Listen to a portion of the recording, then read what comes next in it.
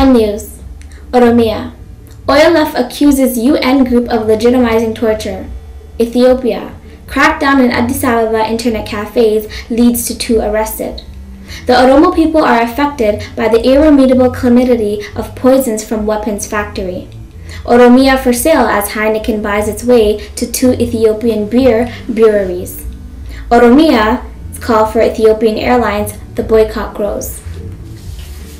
Oromiyaa, OLF accused of group legitimizing torture. The chairman of the Oromo Liberation Front, OLF, Dawood Ibsa, accused the United Nations UN monitoring group on Somalia and Eritrea for its flawed methodology and its report in associating OLF with the Eritrean plot to bomb the African Union summit. And Ethiopian government of Meles Zenawi has always tried to falsely link the OLF with alleged terrorist plots. He accused the UN group of interviewing Ethiopian government sources while denying the OLF with the right to respond. Dawood said the witnesses and evidence used in the UN report were directly couched by the agents of the Ethiopian government. Ethiopia. Crackdown in Addis Ababa internet cafes leads to 2 arrested. Internet cafes in Addis Ababa are becoming targets of the security operatives in recent months. One of our reporters witnessed last week a young internet user in one of the cafes around Piazza told by security agents to close down Ethiopian opposition websites. Another customer of the same area told Addis Niger that he was needed to pick by 3 government agents while leaving the cafe, and warned that visiting anti-peace websites use proxy servers is a crime, and advised to correct such bad habits. Though unremained and unconfirmed, similar reports are coming from other parts of the city in the last 3 weeks. 2 unidentified internet cafe users are were reportedly arrested Tuesday while they were using a cafe around 4 Kilo. Sources that were in the cafe told Addis Niger reporters that security plan agents in plain clothes took the individuals with the computers they were using. The owner of the cafe told that the arrest was related with terrorism acts, and the PCs would be returned after investigation.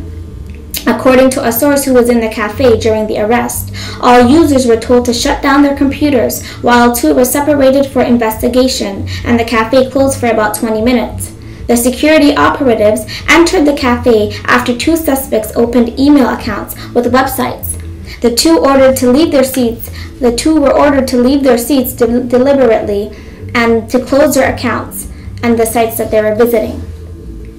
The Oromo people are affected by the irremediable calamity of poisons from weapon factory. Located in West Shira province, has caused irremediable calamity to local communities. The poison released from the weapons factory, which produces different military machineries, has been caused by using extra externalities and agricultural land use, and the underground water in the area have been poisoned. The poison also gave consequences for the public and livestock health and other natural resources. Currently, the health condition of many local communities in Gudar is in a dangerous situation. Hence, the livestock production in the area is highly hit by the environmental damage caused by the factory. More to point, Los Tigre farmers are being supplied with fertile soils from Oromiyaa. The Oromo farmers are struck deliberately by the grave consequences of the government's unproductive weapons factory. TPLF-owned large trucks have been supplying the fertile soils of Oromiyaa to Tigray region. In comparison with the Tigray farmers who undertake merchandise farming, the Oromos are still farming with their backward mechanism. On the other hand, many Oromo farmers have been displaced from their own lands, and their lands have been rented out to foreign investors for an exclusively very long term.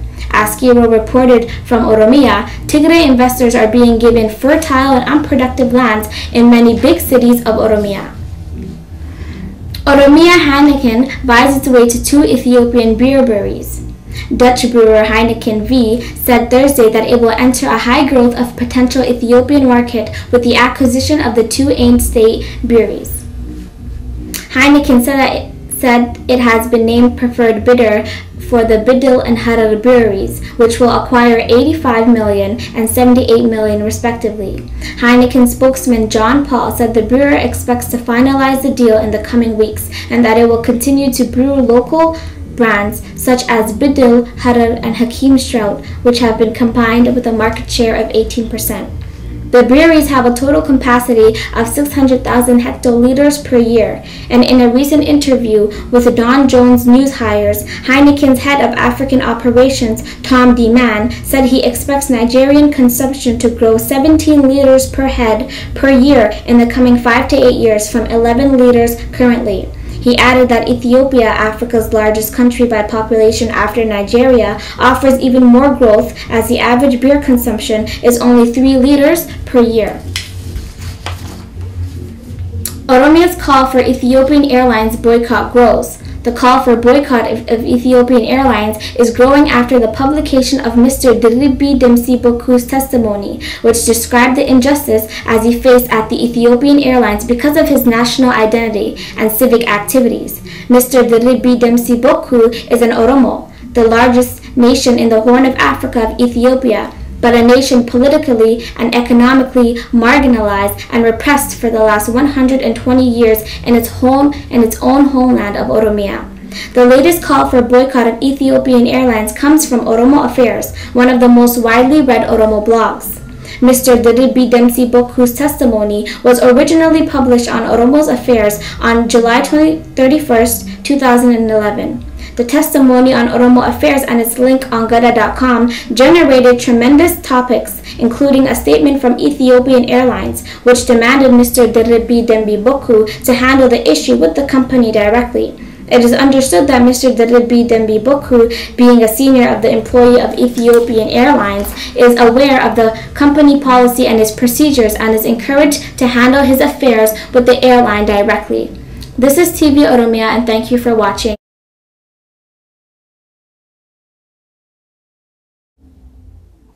Please watch this documentary from BBC News, which shows government officials having a good time while many other civilians starve.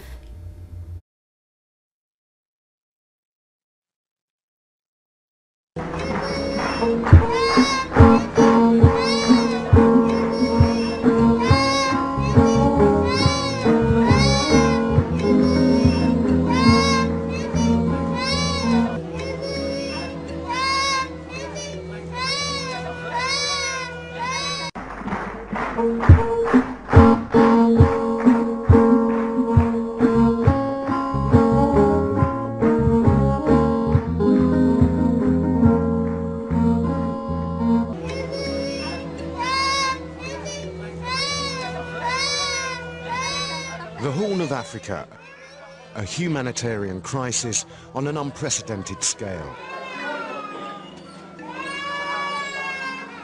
Every day, thousands of refugees are fleeing to northern Kenya from Somalia and Ethiopia, walking miles to escape drought and famine. Children, the old and sick, are dying.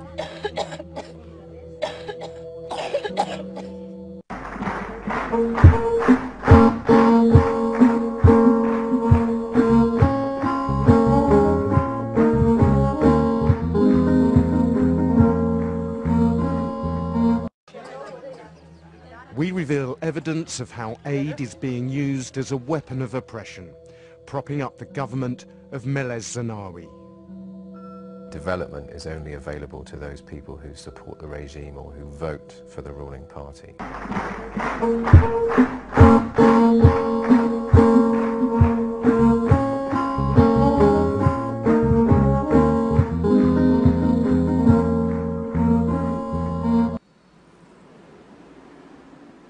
This is Dadaab, the largest refugee camp in the world. Refugee city.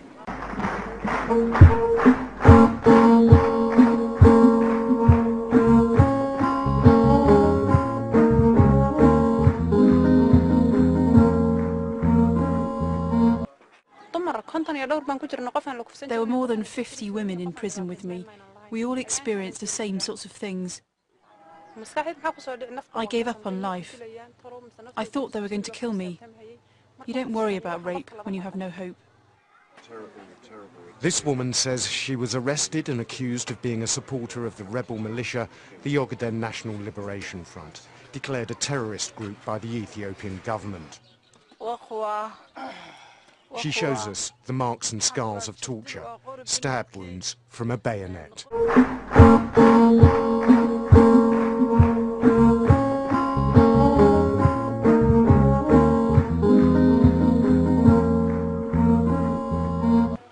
Almost all of these aid goes through the government channels. They have the government cadres and administrators have the last say on who gets and who does not. The motivation is buying support. That's how they recruit support. And, holding the population hostage.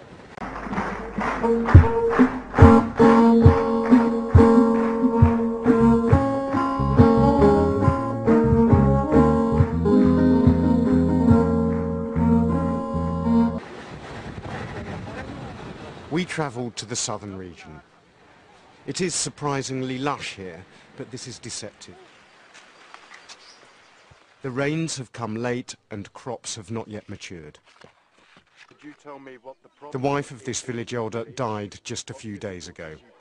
The reason, he says, chronic hunger. 5 old people and 5 children died because of the famine recently. There are many children begging in the towns and on the sides of the roads.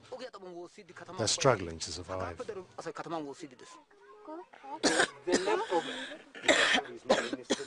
This woman is a widow. She has 7 children. The older ones have gone to town to beg and scavenge scraps from bins. This year there has been no help, no intervention from the government. What are your fears for your children, for their future? God knows. If they survive, they might find their way or die of poverty. What can I do? I give my children water boiled with the leaves from coffee trees as a tea and a sort of grass that is meant for the animals. That is how they are surviving. Another village 30 kilometres away. It's a similar story. We spoke to the villagers. Some had not eaten for 4 days.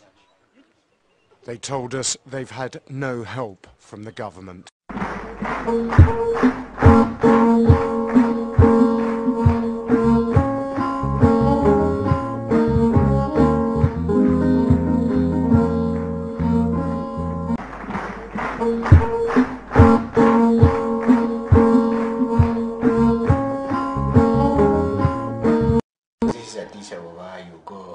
Professor Marera Gadina is a seasoned national opposition politician with his roots firmly in the region.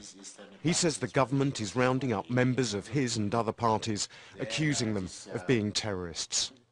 Hundreds of them are now in prison, our members. The government knows our members, but so the security simply say, oh, they are members of the other party, the outlawed party. You're saying these are innocent people that are being jailed? We know that our members have been in parliament, some of them in parliament, some of them in the national parliament, some of them were in the regional parliament, some of them were our candidates last time during the elections and so on. And what happens to them in jail? Well, some of them are severely tortured, Back in Addis.